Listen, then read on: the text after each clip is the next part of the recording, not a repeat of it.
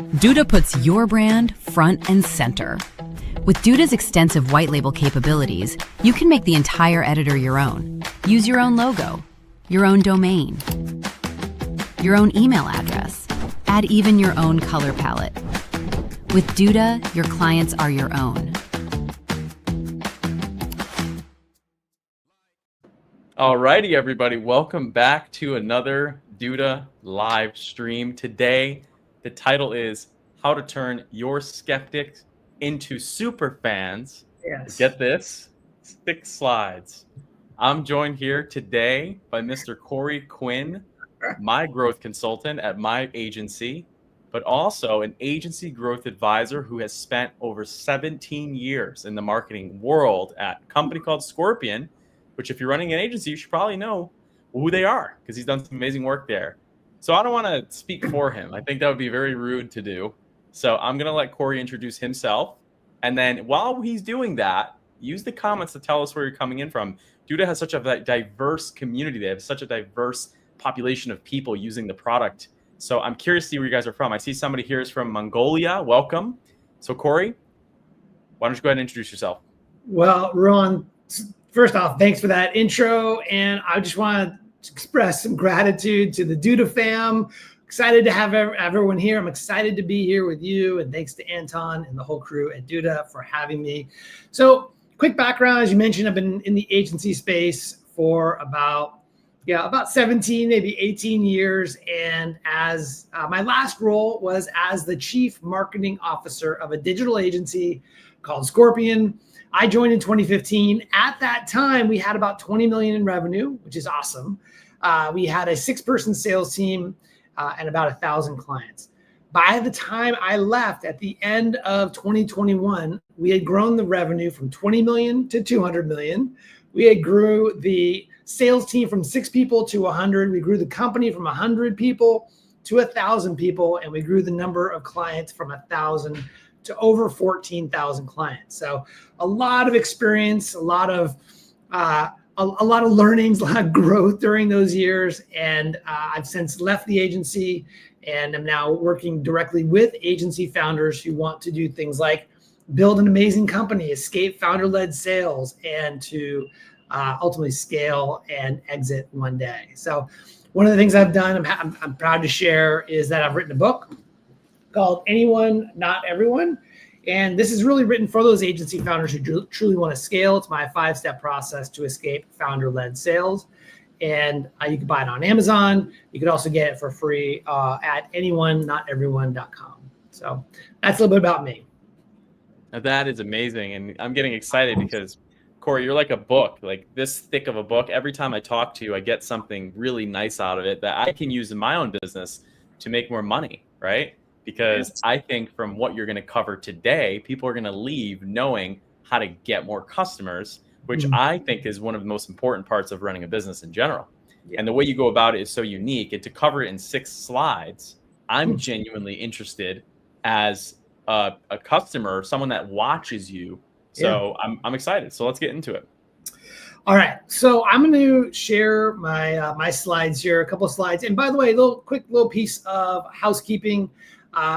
Please get a pen and a piece of paper. As we go through this material, I want to make sure you're taking great notes and you're capturing ideas and things you could bring back to your agency, because it is not just, like my mentor, Dan Martell, says, it's not what's taught, it's what's caught. I want to make sure you all capture as much value as you can here. So please take notes. And the last section of this experience together, we're going to be actually doing a workshop. We're actually going to be we're all going to be pulling out our pens, pad of paper. We're actually doing some of the work and implementing some of these ideas for your agency right on this call. So get ready for that. In the meantime, I'm going to go ahead and share my slide here. And we'll start by asking everyone here, if you're an agency owner, you're probably in sales. If you are in sales at an agency, you're going to be familiar with this. So regardless of where you're at in the organization, I want you to assess where you're at today. The context here is you're on a sales call with a cold prospect. Maybe they came from a Facebook ad. Maybe they came from some other source, but they don't have a pre-existing relationship. Okay, so that's the context. And the assessment or the question I have for you is, in that context, how well do you build trust with that cold prospect?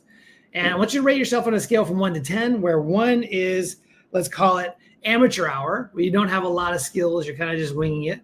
Or on the other end of the spectrum, where you're closer to a 9 or a 10, where you have really built a core capability and competency in your agency to build trust with anyone who comes through your door. So where are folks at as relates to this? We got to go ahead and drop it in the chat, right? So if you're able to, would love to see where you're at on this scale. Most people I talk to and who are on this training are close to, let's call it 2, 3, 4, 5, 6. A lot of charismatic founders here with us, and people who are good kind of navigating a cold conversation, but it's not really structured. You're kind of winging it and you're doing the best that you can. So regardless of where you're at, I want to encourage you and know that if you are an 8, 9, or 10, there's always room for improvement. And if you're at the lower end of the spectrum, you're going to be, there's going to be room. I'm always improving and building this muscle as well. Okay. And we're going to be talking today, we're obviously going to be talking about how to improve that specifically. To set the context a little bit, I want to share with you 3 areas where agencies struggle when it comes to sales. And maybe this is familiar for some of the folks on the call. Number 1 is winging discovery.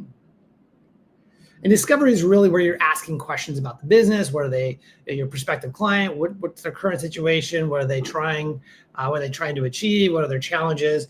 But the challenge is that many agencies will just kind of wing it. They'll just get on the phone, have a couple questions, and kind of see where it goes, right? That creates chaos. It does not create a repeatable process. Number 2 is commodity pricing. In the world we live in, we don't have, in many cases, our buyers are not very sophisticated. They don't know how to value your service over your competitors, and they just kind of see a sea of vendors, SEO, PPC, website vendors. And so you're stuck with commodity pricing, people just shopping based on price. And then prospects ghosting you. This is where maybe you get a prospect on the call and they sound really eager. You send them a proposal, and then guess what happens? They disappear on you, right? So does any of this sound familiar? Has anyone ever experienced any one of these 3 where you're kind of winging it, you're competing on pricing, or you're having people ghost you and it is just frustrating? Ron, I've experienced all 3. I was going to say, right? Exactly. So this is common, right? So, but yeah, so you've experienced it. Which one of these 3 jumps out to you, Ron? Probably commodity. Yeah. I think we're really good at discovery. We don't get ghosted often. Most of the times it's people will see a service as a commodity. If they're doing SEO, they want PPC, they want website design. It's not about the relationship. It's specifically about they need something done. And that's usually when we know it's not a good opportunity. Right. They see you as a SEO vendor or a website vendor versus someone who's more of strategic, more of a thinking partner, advisor. Exactly. Right? And it's not fulfilling to do the work at that point either. Like, you're just getting paid, and we're so beyond the money. It's not even about the money, right? Like, it's great to get the money, but we want more out of the relationship than just the cash. Exactly. So let me share with you what the true opportunity is for your agency, especially if you're feeling these pains. Number 1, you want to build, and it's possible to build, a repeatable process that engineers trust. We'll talk more about this, but at Scorpion, we had 60 salespeople. We were able to leverage a system that, what I'm about to share with you, it was my system's inspired by what we did at Scorpion, but we were able to do this at scale. That's not founder dependent. You need a repeatable sales process if you truly want to scale. So that's number 1. That is an opportunity that's available to everyone here. We're going to talk more about that today. You could sell at a premium price. Ron, when we first connected, I know that was something that you were really interested in. Like, you didn't want to be a low cost, the lowest cost option. You wanted to be a high value, high premium experience and offer and price, right? That's possible for everyone here on the phone. are on the call. And then prospects who are emotionally engaged. They don't just see you as a transaction, a thing on their checklist. They actually are engaged in the sales process. They understand that you get them, that you can solve their challenges and their problems and their pains, and they're emotionally engaged. That's what's possible. And some of the things we're going to cover today are going to allow you to start building some of these into your sales process. My experience, having been in sales before the agency world, all the way through to today, sales is not about convincing. It's not about twisting people's arms to say yes. It's really about earning trust faster than your competitors. And that's really what we want to zero in on for this conversation. So, Rowan, I know you're a swimmer, but do you also run or play soccer or anything? I play drums. Okay. Okay, well, let's just assume that we have a soccer player here on the call. It doesn't matter really what sport anyone plays, or if you don't play sports at all.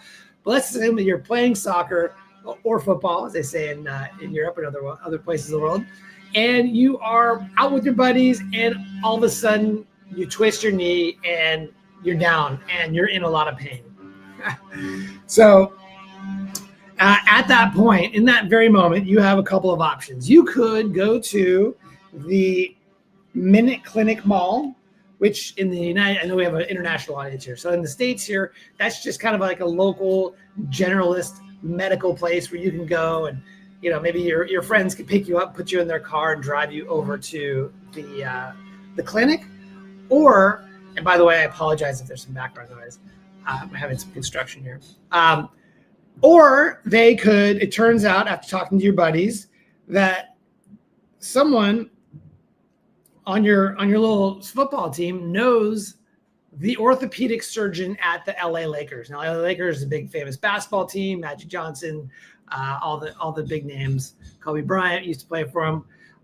Turns out one of your buddies actually knows the surgeon who actually focuses on the Lakers, who are their surgeon. Now, of these two options, Rowan, I'll ask you, of these two options, which one would you rather have look at your knee? Well, the obvious answer is the orthopedic surgeon who treats the Lakers. Yes. The less obvious answer is if I was trying to be transactional and potentially a bad patient, the Minute Clinic. So if I didn't really want the relationship, it would just be the Minute Clinic just to get it done fast. But right. if I really took the sport seriously and I really wanted an outcome, it would be the orthopedics surgeon.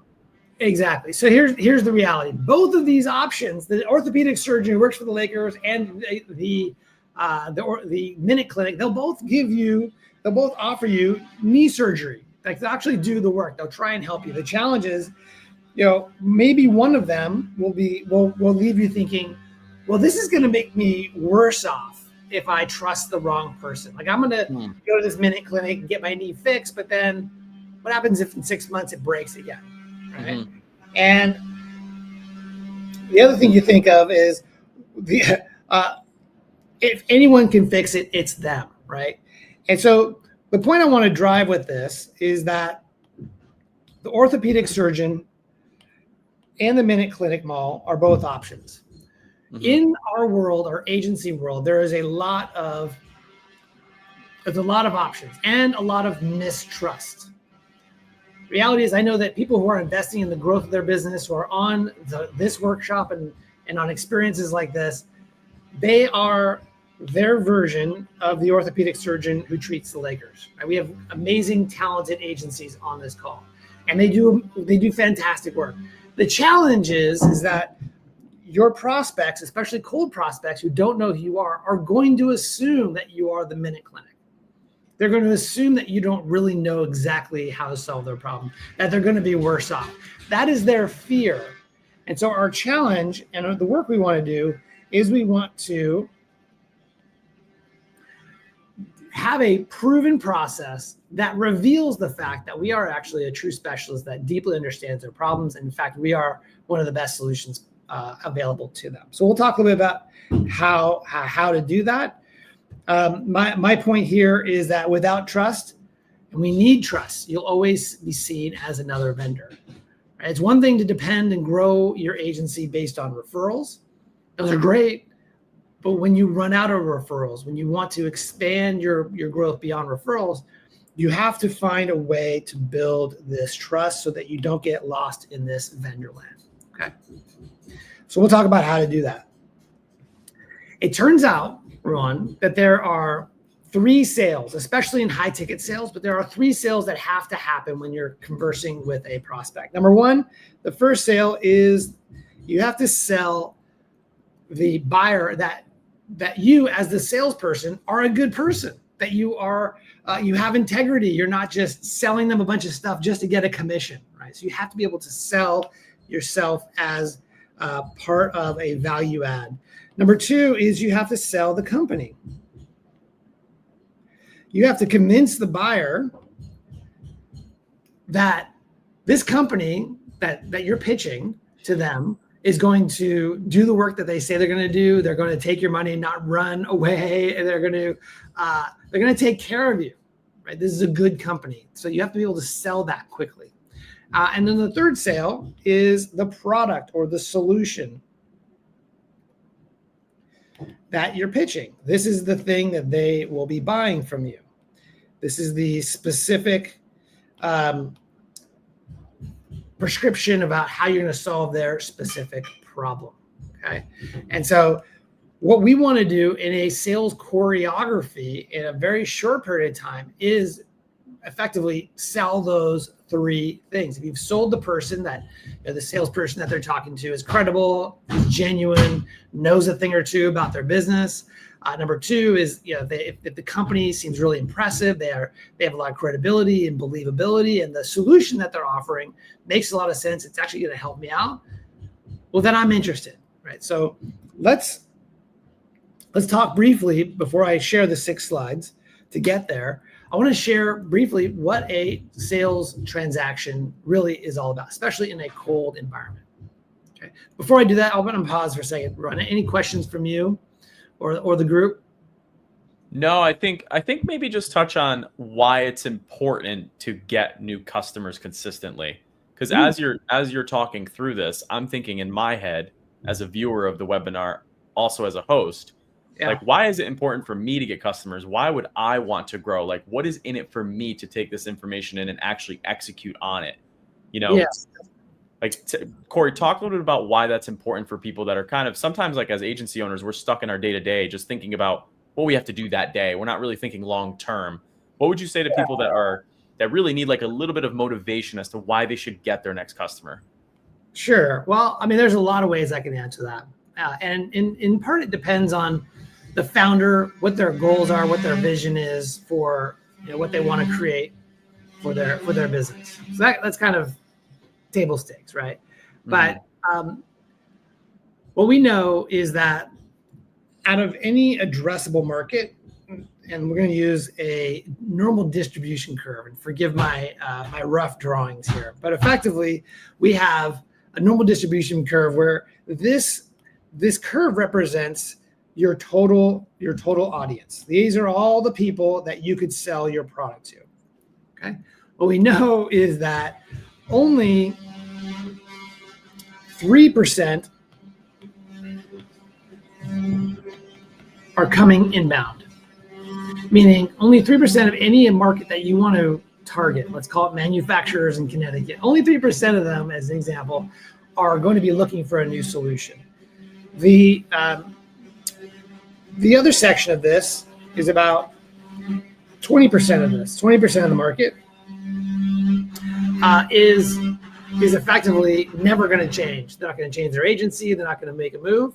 This middle aspect of the market, your total addressable market, this section right here, is about 80% of the market.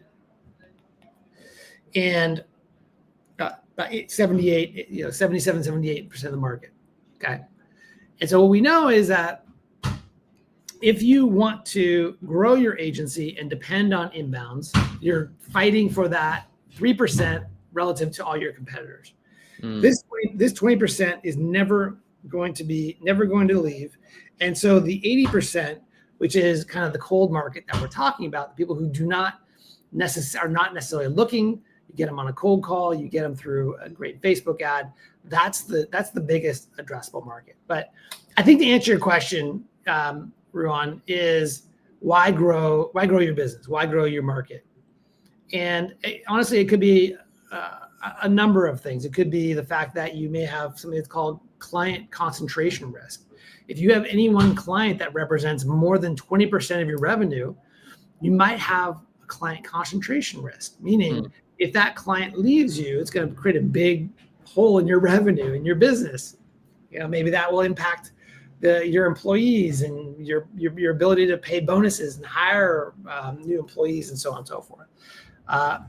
And another thing that comes to mind is that clients move on. You could have the best service, the best product, the best solution. You could be doing a great job. Clients will still move on. So it is a healthy sort of way to build a business, is to always be selling, always be trying to build your business and attracting more clients. That's my perspective, but I'm curious what you think. I think the way I just heard it is just because the sun is shining right now doesn't mean a rainy day is not going to come. And just because you have customers that are happy with you right now, like you said, they leave. They ultimately will leave. So acquisition is important because it keeps energy fresh in the company and the agency and your freelance, because people are going to leave. And so you can't rely on those people. That was the main thing that I heard. The other thing I heard, which was really interesting, and I'm definitely in that inbound mode. And you're right. Like, leads are slow when you're in that world. Because they're not quality, usually, they're not exactly who you want. So you've got to go out and get them. And I think for agency owners, that's really scary. So I'm hoping that over your 6 slides, you can provide clarity to the people that are watching this to give them more confidence and to lower their anxiety of going out and getting what they want. Yeah. Many agency owners, just going back to this chart real quickly, this distribution chart, many agency owners rely on this 3%, and not just inbound, but these are going to be referrals. Any buyer is going to have a short list of agencies that they're going to consider shopping and talking to when they need a new agency. And so most agencies, sure, they'll rely on some inbound, but most of it's referrals. And that is a very, very small percentage of the market. And it is, frankly, in my perspective, risky to bet the growth of your business, the health of your business, just on referrals. It's kind of a reactive approach to growing your agency that you don't have a lot of direct control over. So that was the other thought I wanted to mention. So let's talk about a sales call. And I'm going to pick on you, Ruan, just because I can see your face. But have you ever been on a cold call or a cold? Let's call it. It's not a cold call, but it's a sales call with a cold prospect. Someone who didn't know the firm. Absolutely. Okay, right. Yeah. What you'll find, and you can validate this, is that you typically start with they start with a lot of resistance, kind of this arms crossed energy. And what we want to do with the sales process is we want to reduce over time. We want to reduce the sales resistance. At the same time, we want to increase trust. Right? Trust starts really low. And then eventually, as you're building up the trust, because maybe you have good rapport, maybe they begin to believe some of the things you're saying, they need to lean in. What we're shooting for is this area right here where trust begins to exceed the level of resistance. Okay, it's an important moment because they go from being resistant to being trusting. They become more open. And what we find is that before this resistance, before trust exceeds resistance, what we get is very much of a transactional sale. And what happens after you have this conversion event here, where the trust is higher than the resistance, what you have is more of what I call transformational sale.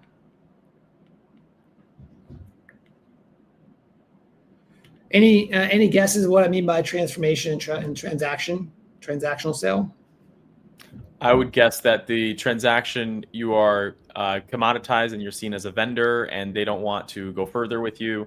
Transformational, you're selling an outcome and you're selling a specific result, and they enjoy, they pay you for your expertise and they trust you, which means less client revisions, which means less micromanagement, which means more payments on time, which means all positive things because they trust you. I think in the transactional relationship, they're questioning what you're doing. Life is difficult. You hate digital marketing. You say, screw this. I'm going to get a 9-to-5.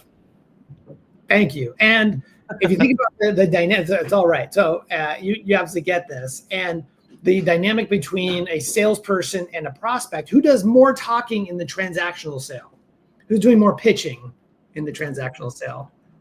In the sales process? In the sales process. Who's doing more talking, the salesperson or the buyer? The salesperson. Correct. So it's an 80-20, where the salesperson's pitching and talking about their SEO, all these things. And then on the other side, the transformational sale, who's doing all the talking? The customer. The customer, because the salesperson's just asking really good questions, nodding, active listening, right, pulling it out of them. So it's flipped. So what this process is, I'm about to walk you through it. It does something that's really cool. It not only helps us to get to this conversion, but it helps us to get to it faster. So we're able to engineer it and actually have it happen much earlier in the sales process. Sound good? Yeah, that's exciting. Okay. So here are the 6 slides. Yes, it is 6 slides. It takes about 10 minutes to walk a prospect through it. Okay. So by the way, folks can, if they want to walk through this together, they can go to trustmultiplier.guide or hit that QR code. And I think that's also being put into the chat. It's going to lead you to an ability to download this 6-slide Trust Multiplier quick guide. It's everything you need to be able to run this in your agency. So it's really, really powerful. And so let's talk about, just from a context setting perspective, the typical sales process in an agency context. You have a 2-step process. Step number 1 is you have the discovery call. This is where they get on a call and they say, this is where I'm at, this is what I'm looking for. You go, great, awesome. And then you schedule a proposal call. Maybe you do an audit between the two, and then you close the deal on that second call. But generally speaking, it's a 2-call close process. Some agencies do 1-call close. But does this sound roughly familiar for you, Rowan? Yeah, very, very familiar. Okay, good. I have a lot of comments about this, so when you're ready, I'll give them. Okay, I'm ready. Let's talk. I've heard you talk about this, and so yeah. What I'm thinking is like 2 calls is now that I'm thinking about it, is kind of crazy, because now when we work with prospects, after learning what I've learned from you, I'm trying to talk myself out of it. I'm saying, why wouldn't I work with this business? Why wouldn't this be a good opportunity? And I'm trying to build trust with them, showing them I'm not in a rush to get their business. I'm really trying to understand them. Right. And so I'm excited to see what your 6 trust multipliers are, because for me, I get that discovery call and I'm trying to talk myself out of it. And that in turn allows me to ask better questions, which then shows them it's going to take a little bit longer than just 2 phone calls. Sure. Most agencies that I come across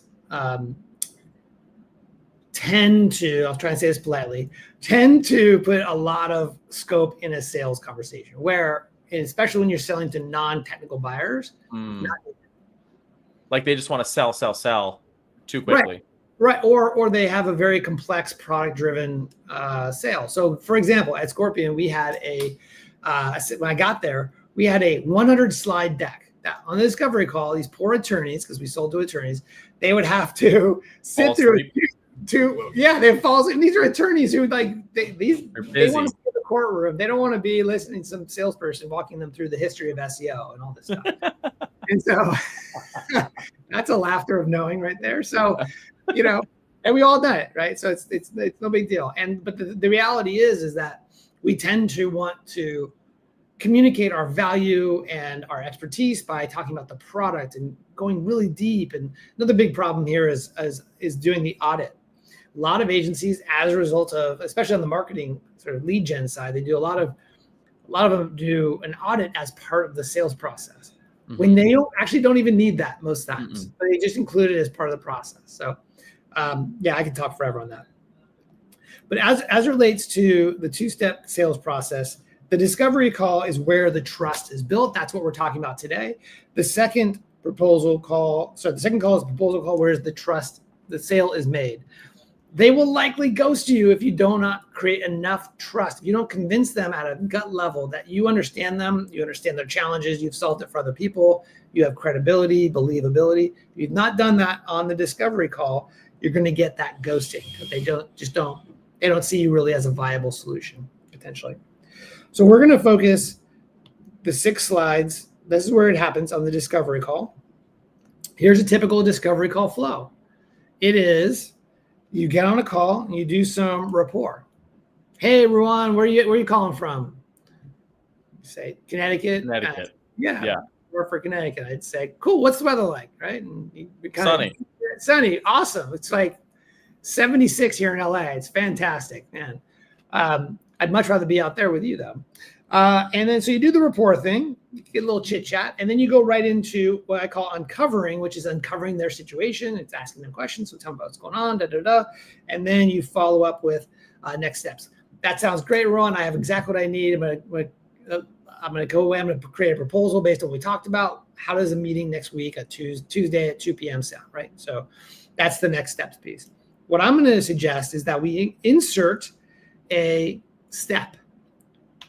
Instead of going from rapport to uncovering, we're going to insert this step right here, which is the 6-slide trust multiplier. This is after you've done the small talk and you go into these 6 slides. It only takes 10 minutes to go through. So without further ado, here are the 6 slides. Slide number 1 is when you get on these calls with a buyer who is high ticket, let's say, or someone who's a high value prospect and they're cold. First thing you want to do after you chit chat is say, great, hey Ron, let me share with you the agenda for this type of call. And you run through an agenda. So the first slide is having an agenda and sharing it. Why do this? It puts the buyer at ease. It tells them, this guy knows what he's talking about. There's a process here. I know what to expect. You set the tone as a guide and you create some clarity and structure, which means I can relax a little bit, right? You think about this high resistance context. They're like, oh, okay, this is pretty cool. I know what to expect, right? We also feel like by doing that, you're respecting their time. Yes. Yes. And they're thinking like, God, I'm not just going to get pitched here. I know what to expect. And the other thing we want to ask here, and this is in the guide, if you download it, is you want to ask them, besides this agenda, is there anything else that you want to cover? Like, is there any questions, any things you want to cover on this call? Because I want to make sure it's a great use of your time. Okay. So what this does is we talked about the 3 sales, the 3 circles, the overlapping circles. By setting an agenda, you're building trust in the salesperson. You're like, okay, this person is a consultant. They have a plan. You're also building trust in the company. Like, okay, these guys are professional. These guys know what they're doing. Okay, that's the first slide. Second slide, and again, in the download, there is an outline for how to actually build that slide. So if you want that, it's available. The next slide is the credentials slide. These are your company credentials. One slide, not 100 like we had at Scorpion, one slide that talks about why we are an expert at solving their specific problems. I'm a big fan. I'm a big believer in having vertical specialization. So this slide should be specialized. So talk about your specialization, your impact, maybe some of the great clients you've won, some of the associations you're involved with. Right? That is one slide. And what this one slide does, it signals that you are a safe choice. Right? You're a known quantity in the space. You have some great clients. You have some expertise that speak directly to helping that buyer solve their specific problems. It moves you from just another SEO or PPC or website vendor into a true expert, and it helps you to create proof and not promises. One of the biggest things that agencies struggle with is talking about we're the best, or we try the hardest, or we're an extension of your team. All those things may be true, and I love all those things, but the challenge is they're not very believable. We want to use data points as part of our proof and our credibility on this slide. What's a data point? Our clients stay with us for an average of 3.5 months, right? Or we've won 15 awards for our website designs, whatever that is. Having actual numbers in there it means a lot. This builds trust in the person, but most definitely in the company. Right? This is all about the company. This is all about selling the fact that they are experts, that it's believable, it's credible, experts. Any thoughts or questions on that, Ron? Well, my thought is I rarely hire coaches, right? Yeah. You had the credibility that I was looking for. Yes. You had the specific experience that could solve the problem I had. Yep. And so I was willing to work with you and pay a premium because I knew I wouldn't waste my time with information that I had to gamble with. Right. And so that's because I had been on podcasts. I had spoken on stages. In this context of an agency buyer or a client of an agency, there is sort of an ocean of options out there. In many cases, they don't really. They're kind of hesitant. They're skeptical about who is out there and the different options because, frankly, every business today, we're probably all guilty of this, is getting pitched by agencies, right? That they don't really know. And so, what we want to do is we want to kind of get to that point where the situation between the two of us, I was able to build that credibility not on the sales pitch, but before that. Correct. This is assuming you don't have that credibility built in on this call. And I think too, Corey, if for example, like most agencies, we're really bad at marketing ourselves because we are way stuck in our heads, right? And I really believe that marketing agencies exist because businesses hate putting themselves out there, so they have somebody else do it for them. If you had never put yourself out there, I would have never known you existed. Right. Exactly. And so I didn't even need to talk to you to know what you could do for me because I already knew from experience. Yes. So my question to you is for somebody who's watching this and may not know what that credibility is for them, how could they find that out? Well, there may be some tools out there on that can help businesses to find out like how visible they are online. I'm sure there are. Would you know about any of these tools? Of course, yeah. So you're saying the credibility piece can come from an approach of how they can actually transform that business. Yeah, in this context is the experience that they bring, this agency brings in specifically in the vertical market that the prospect is in, and then we'll talk about in a minute here specific examples of work that they've done to solve the same problem that the prospect has. But this slide is to position the company as a vertical domain expert with credibility. So role play that with me for just a second. Sure. Right. So I'm a landscaping company. Yeah. You're the agency. Yes. Role play with me how you would set this credibility during the time right now. So Ron, we've been in business for 12 years, and we've dedicated ourselves to the landscaping industry. We've worked with over 3,000 landscaping businesses in the U.S. Our clients have given us an average of 4.8 reviews on Google. They stay with us for over 4 years on average. And probably the best part is that we've been able to triple their revenue within the first year.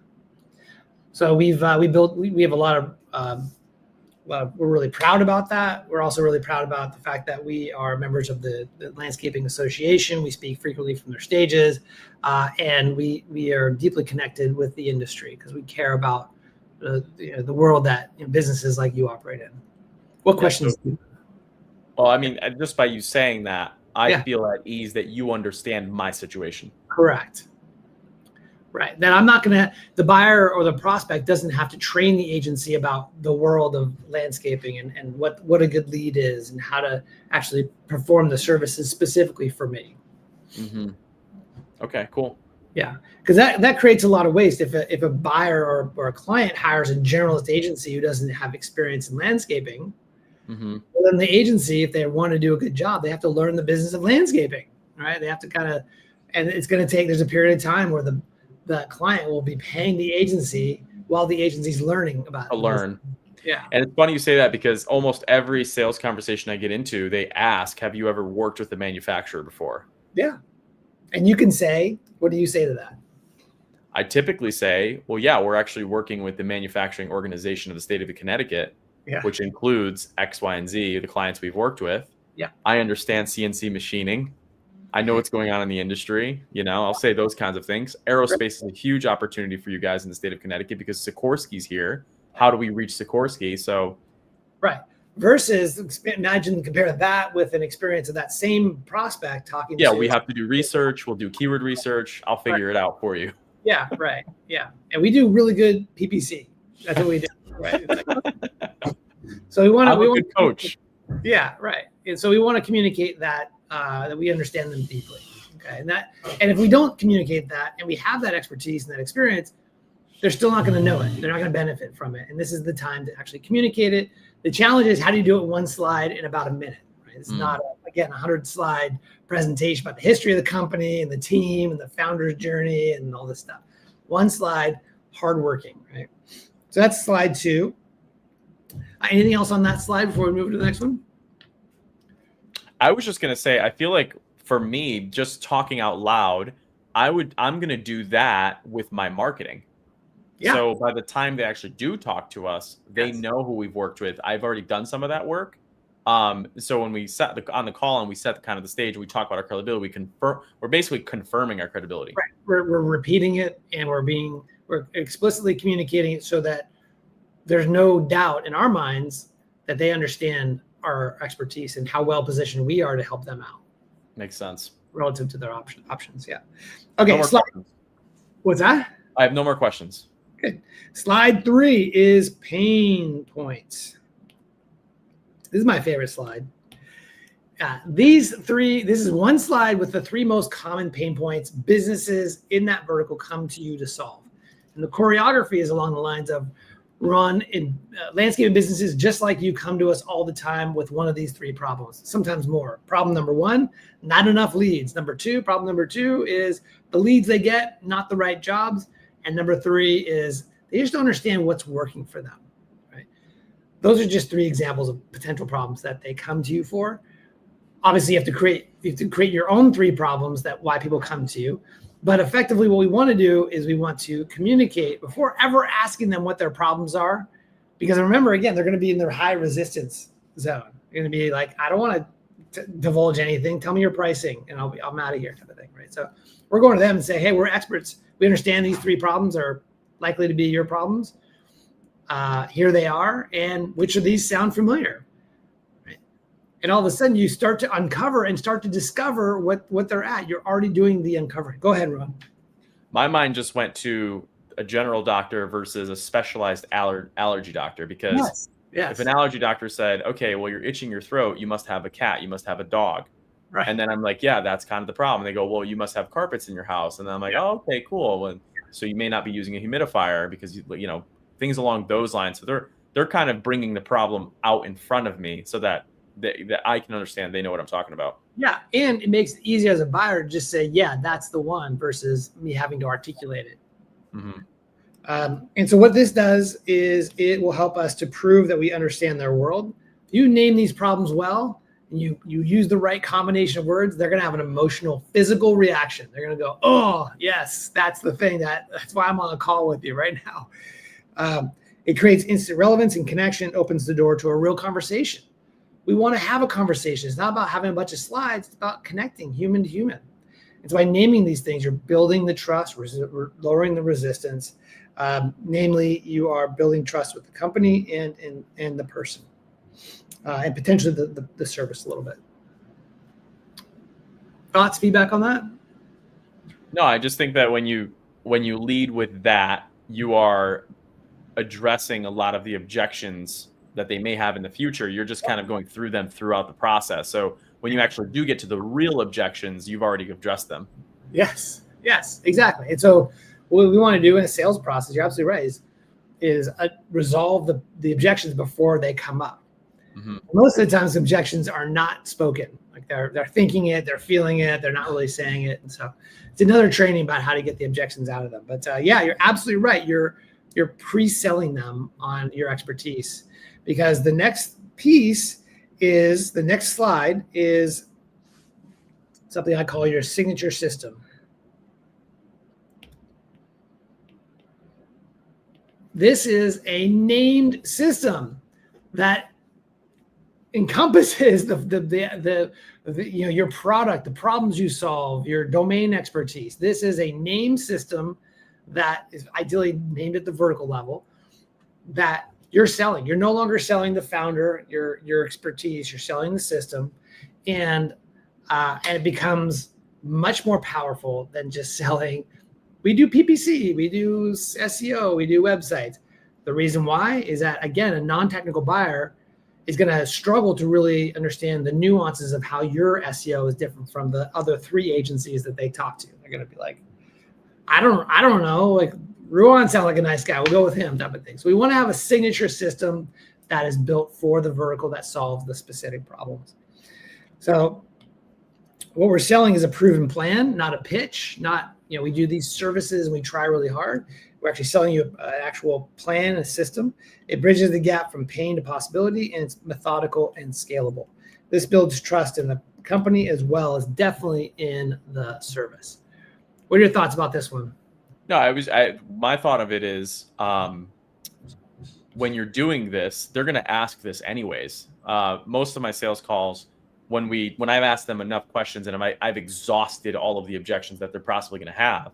Yeah. So a lot of them, I try to just basically tell them, and this is, people can maybe think about this and they might disagree with it, but I'll talk with them about why it's not going to work often.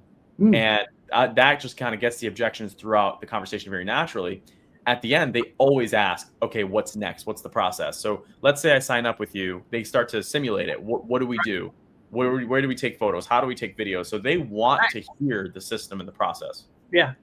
The number one trick to get the objections that I know of, or one of it's a really great trick, is to ask for the business. Ready to get started? Mm-hmm. Yeah. And if they're not ready, yeah, you get the objection. Yeah, right. The conversation's not over yet. Yeah. That's simple.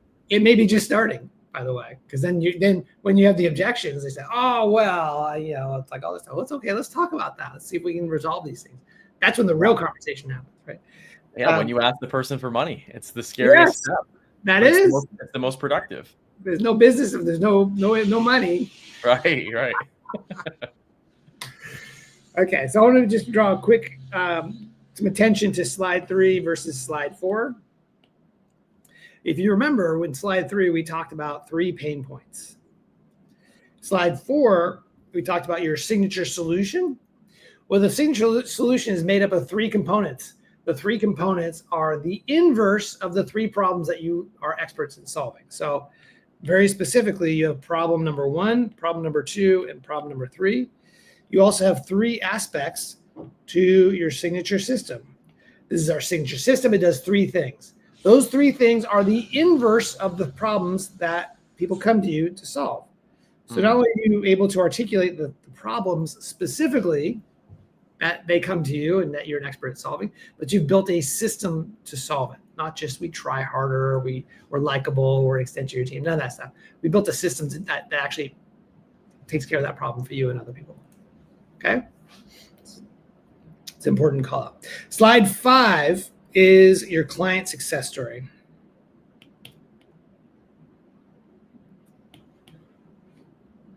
This is a story that you tell about a prospect, just like the one on the call, that came to you struggling with the pain points that we've already talked about, that you've already uncovered with them, and that they came on and they used your signature system and they got this amazing outcome. It's the before, during, and after. Typical client success story. We want to tell a story of the data, like what happened with their business, but also the emotional transformation that happens as well. They come to you, they're frustrated, they're scared, they're skeptical. Now they're more confident than ever. They're expanding their business, right? We want to tell that as well. So the impact of that, it delivers proof that we deliver results. It's relatable transformation, and it reduces risk by showing it already works for other people. And you're building, obviously, a lot of credibility and trust in the company and in the service. Thoughts, feedback on that one? The thing I would say about this one is, this is one of the things that I'm always working towards, because I know how powerful it is, especially if the prospect knows the person that you are client success story. Yes. And if you're in a business vertical, there's a good chance they may know that person. All the better. Right. It's just all the better. So like last week I was on a call with a company and they knew one of their competitors was working with us, and they weren't real competitors because they serve nationwide, but they know of them. They were in the same town. So it's always one of my massive goals to really get this and use it as a marketing tool. Yeah. There are businesses in your clients and prospects world that will, if they're your client as well, they give you a tremendous amount of credibility and trust. And that's part of a growth strategy, is to find those businesses that have all the sort of the mojo in the marketplace, all the credibility, and find a way to get them to be your clients. Corey, I want you to answer Scotty's question because it's very important. Develomark is not specifically vertical specific, so I have an answer for this, but I'm curious to hear how you would approach it. Yeah. So I would base it off of it's ideal if it's vertical specific. However, for a client success story, for a new vertical you don't have experience with, okay, so you can speak more broadly about solving that problem or those similar problems for another industry or a shoulder industry.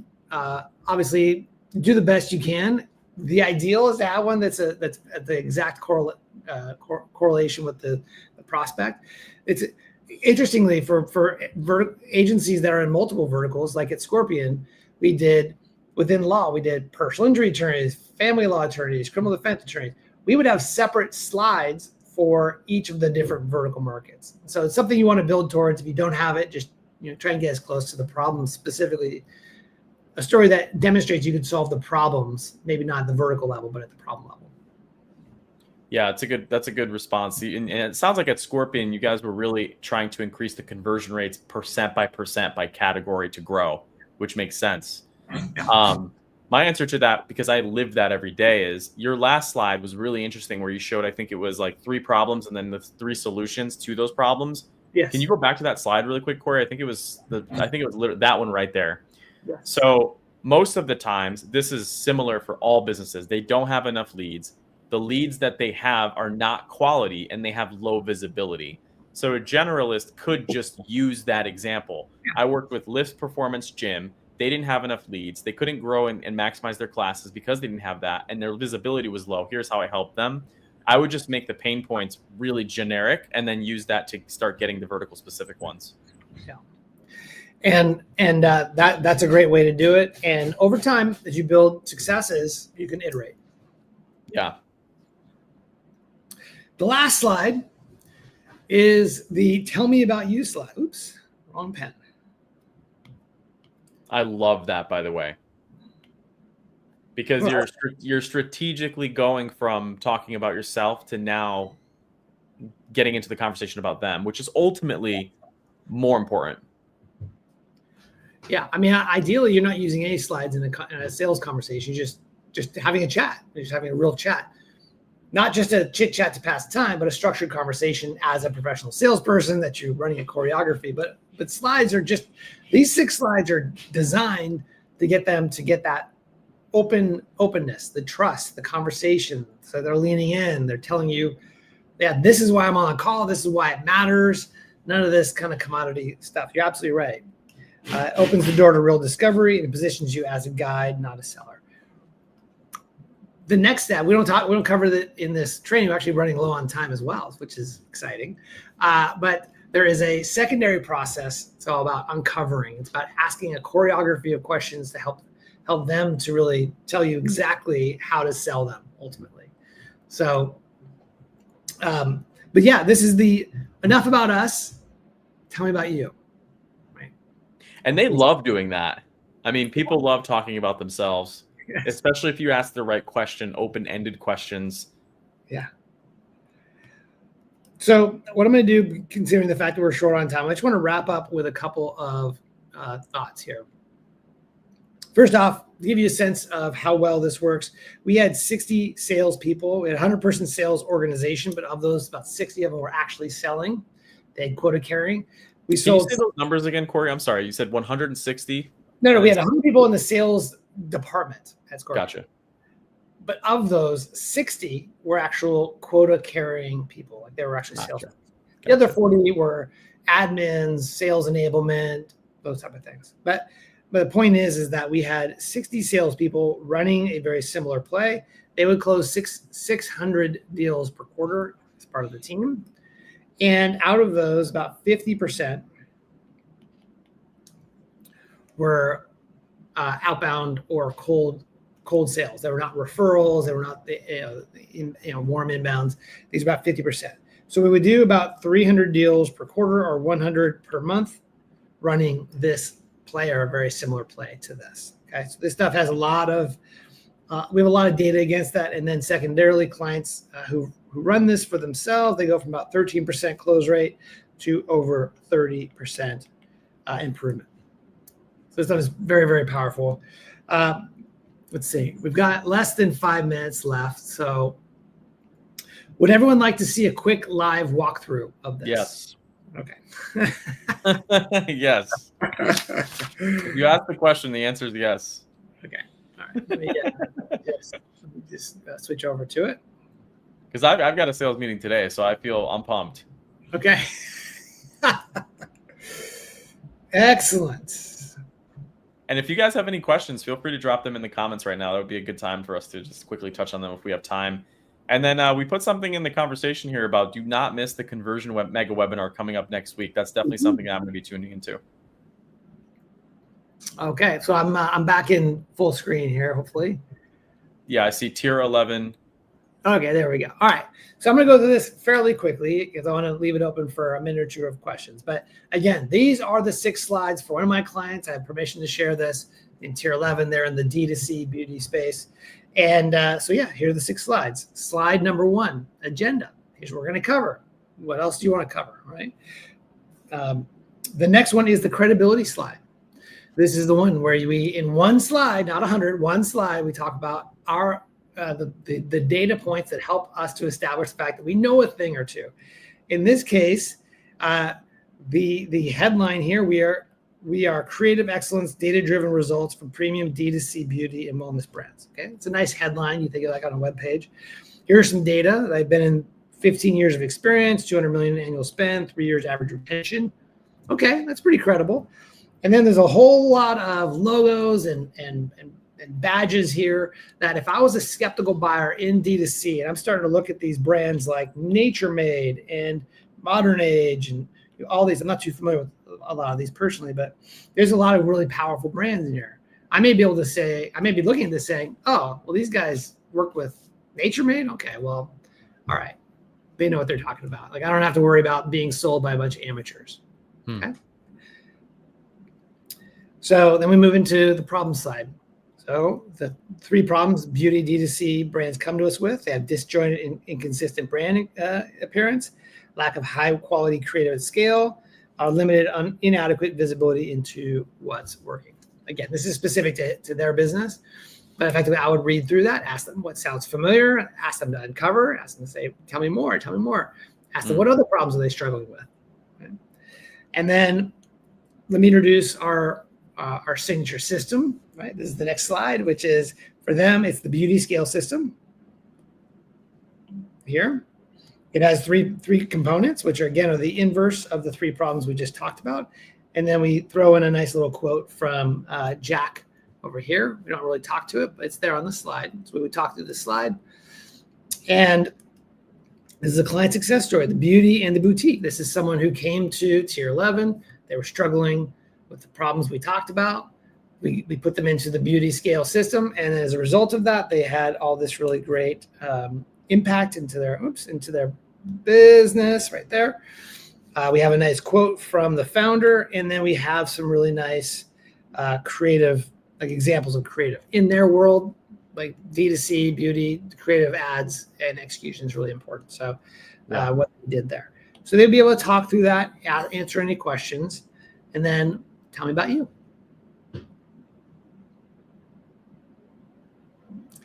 And that's it. We got 1 minute left.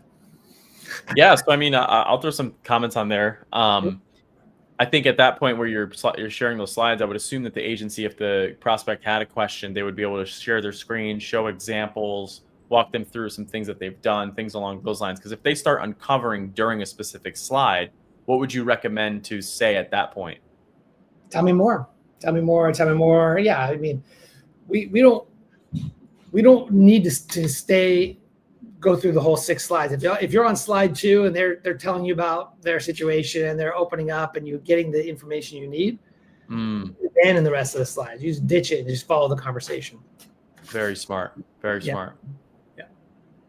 All right, guys. Well, Corey, thank you so much for your time. Yeah, absolutely. It's my pleasure. This webinar alone is going to make me some money today, so I really appreciate it. Money. And I'm going to try your 6 slides. They're going to be very simple, and I'm going to see. I'll let you know how the results are. Everyone in the Duda community, thank you guys so much for watching. I highly recommend you guys check out the webinar, the mega webinar that we're having on conversions, and we put the link there in the comments if you're interested. Everyone else, have a great day. Thank you so much for watching. Bye, y'all. Duda puts your brand front and center.